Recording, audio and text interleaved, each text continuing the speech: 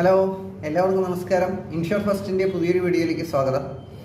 ഇന്ന് വാലന്റൈൻ ദിനമാണ്, അതായത് ഫെബ്രുവരി 14 പ്രണയ ദിനമാണ്. പ്രണയിക്കുന്നവർക്കും പ്രണയം മനസ്സിൽ കൊണ്ട് നടക്കുന്നവർക്കും വളരെ പ്രധാനപ്പെട്ട ഒരു ദിവസമാണ് ഇന്ന്. എല്ലാവരുടെ മനസ്സിൽ പ്രണയമുണ്ട് അല്ലേ? നമ്മളിപ്പോൾ എല്ലാവരും ജീവിതത്തിൽ ഒരു ഘട്ടത്തിൽ അല്ലെങ്കിൽ ഒരു ഘട്ടത്തിൽ നമ്മൾ പ്രണയിച്ചിട്ടുണ്ടാവും, അല്ലെങ്കിൽ പ്രണയം മനസ്സിലുണ്ടാവും. പലരും പറയും എനിക്ക് പ്രണയമില്ല, എനിക്ക് അങ്ങനെയില്ല, എനിക്ക് ഇങ്ങനെയില്ല എന്നൊക്കെ പറയുമെങ്കിലും മനസ്സിൻ്റെ ഉള്ളിൽ എവിടെയെങ്കിലും ഒരു ചെറിയ പ്രണയമില്ലാത്ത ആൾക്കാർ ഉണ്ടാവില്ല എന്നാണ് എൻ്റെ വിശ്വാസം. അപ്പോൾ പ്രണയദിനത്തെക്കുറിച്ച് പറയുമ്പോൾ തീർച്ചയായിട്ടും മനുഷ്യബന്ധങ്ങളെയും കൂടി പറയണം. അപ്പോൾ മനുഷ്യബന്ധങ്ങൾ ഊട്ടിയുറക്കപ്പെടുന്നത് പ്രണയത്തിലൂടെയാണ് അല്ലേ? ഒരു കുടുംബ ബന്ധമൊക്കെ കെട്ടുറപ്പൊക്കെ വരുന്നത് ആ പ്രണയം, ആ വിശ്വാസം, ആ ഒരു സ്നേഹം, പരസ്പരമുള്ള ഒരു വിട്ടുകൊടുത്ത് പോകാമെന്ന് പറയും. അതായത് ഒരു അഡ്ജസ്റ്റ്മെൻറ്റ്, അതിലൂടെയൊക്കെയാണ് ഒരു കുടുംബ ബന്ധം മുന്നോട്ട് പോകുന്നത്.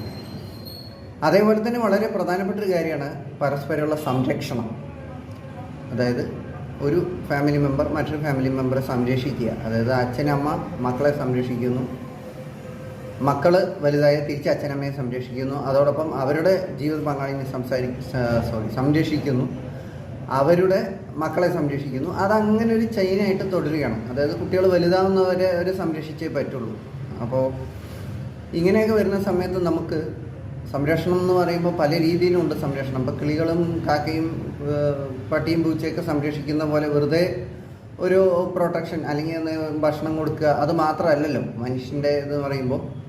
അവർക്കുള്ളൊരു സാമ്പത്തിക സ്രോതസ്സും കൂടി നമ്മൾ അവിടെ കണ്ടെത്തണം. കാരണം അവരുടെ വിദ്യാഭ്യാസത്തിനുള്ള ഒരു ചിലവ് അല്ലെങ്കിൽ അവരുടെ ഫ്യൂച്ചറിലുള്ള ഒരു എക്സ്പെൻസ് എന്തായിരിക്കും എന്നുള്ളത് നമ്മൾ മുന്നേ കൂട്ടി കണക്കാക്കണം. അതേമാതിരി ഫാമിലിയിൽ ഇപ്പോൾ നമ്മളില്ലാത്തൊരവസ്ഥ വന്നാൽ ആ കുടുംബം എങ്ങനെ മുന്നോട്ട് പോകും, എൻ്റെ ഭാര്യയും കുട്ടികളും എങ്ങനെ മുന്നോട്ട് പോകും, അവരുടെ ഒരു അവസ്ഥ എന്തായിരിക്കും. അപ്പോൾ അതൊക്കെ ആലോചിച്ചിട്ട് കുറച്ച് സേവിങ്സൊക്കെ എല്ലാവരും ചെയ്ത് വെക്കാറുണ്ട്.